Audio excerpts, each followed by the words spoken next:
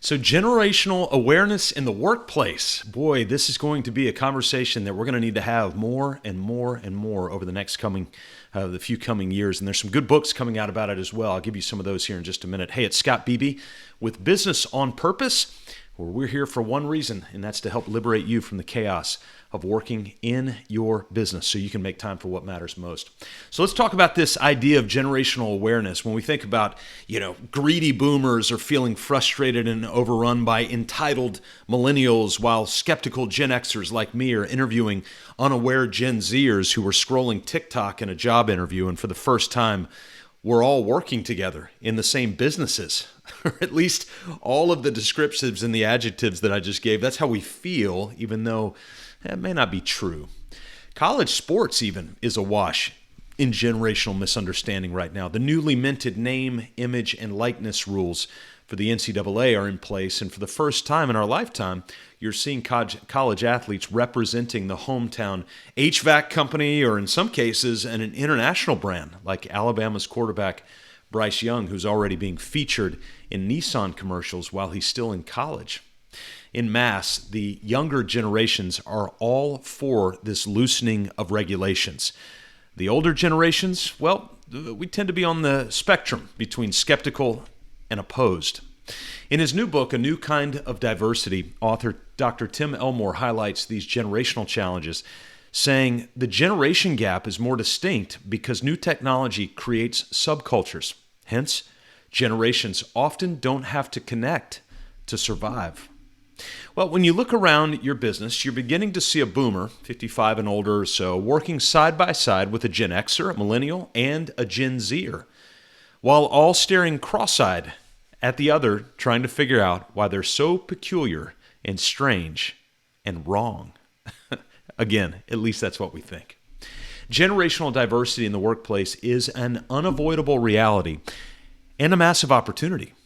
Our response to this reality makes waves. Now, they could be waves of optimism and hope, or waves of pessimism and doubt. The good news is for us, we get to choose that. So first, to provide the greatest amount of optimism for working within the healthy diversity of the generations, we must be aware that rightness and wrongness seems to be being replaced with angle and perspective. The commonly agreed upon straight edges of society are becoming less and less agreed upon, and in their place are the self-published perceptions of the generations.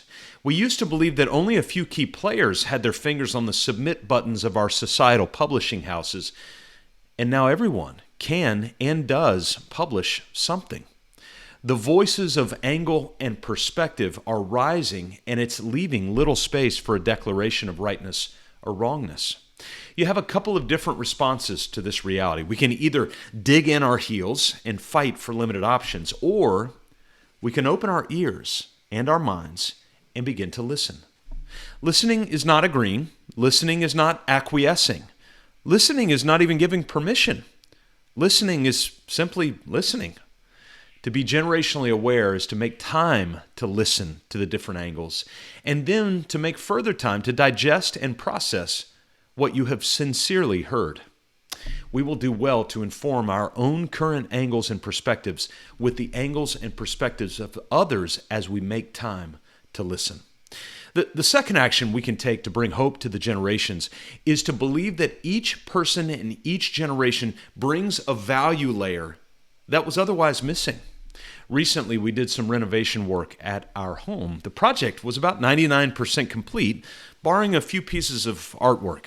Now, the rooms looked fantastic. The new floors, the paint, the trim, the tile, they were all the pop of design that we had been missing and were hoping for. But there was still 1% missing.